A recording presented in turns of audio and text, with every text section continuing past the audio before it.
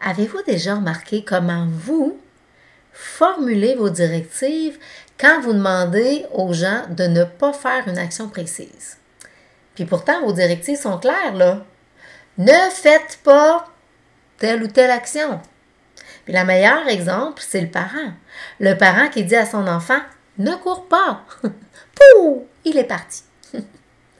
Après cette vidéo-là, vous allez mieux comprendre, en fait, pourquoi cette réaction-là arrive, puis vous allez être en mesure de mieux structurer vos demandes, vos directives pour avoir la réaction que vous espérez. Trop souvent, on fait nos demandes, on fait nos directives en employant des formes négatives, le « ne pas ».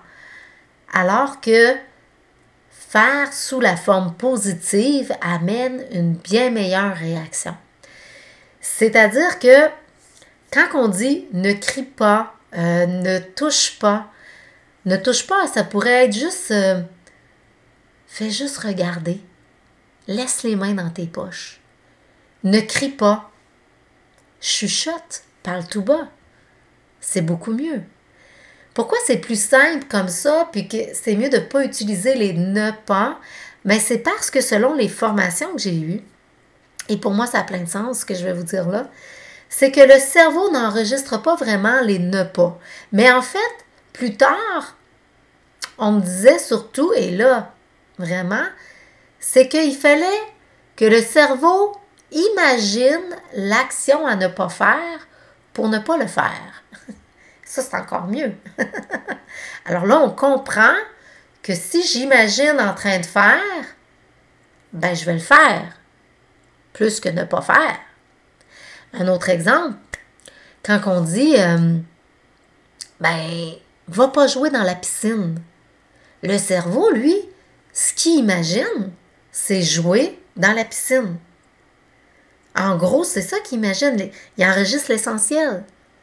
Donc, le ne pas, là, il a pris le bord. Alors là, poup, on va jouer dans la piscine. C'est comme ça. Et combien de fois, en tant qu'infirmière aussi, je l'ai vu. Bougez pas, là, ne bougez pas. C'était un vrai petit verre à chaud. Mais si on aurait dit juste, restez en place pour l'instant. J'ai besoin de vous, que vous restiez immobile. Déjà, ça va mieux. Déjà, les gens restaient plus immobiles. Je l'ai expérimenté. Si vous trouvez que ça a fait du sens ce que je dis, cliquez j'aime. Ou au pire, si ça peut aider quelqu'un qui parle beaucoup à la négative, partagez-le, cette vidéo-là. Vous allez voir. Mais je vous invite à l'expérimenter souvent, comment vous allez dire les choses. Parce qu'en tant qu'accompagnatrice, par contre, je m'amuse en hypnose ou en PNL d'inciter les gens à faire quelque chose en employant le « ne pas ». Donc, surtout, comment je pourrais dire ça? Quelque chose comme, ah oui, juste pour l'attention. Surtout, ne fixez pas votre attention sur telle affaire.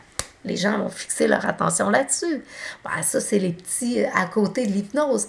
Et si ça vous tente justement d'expérimenter un état hypnotique, j'en ai une à vous offrir pour mieux vous accueillir dans la vie quand vous êtes un petit peu trop dur avec vous d'ailleurs.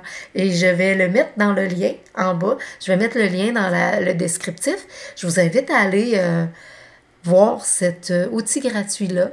C'est sûr que je vous demande votre mail en échange, mais je pense que c'est un outil qui pourrait vous servir à vie pour bien des situations à chaque fois que vous vous tapez un petit peu trop sur la tête.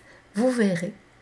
Moi, je vous dis de penser à bien structurer vos phrases pour avoir des meilleures réponses à vos directives.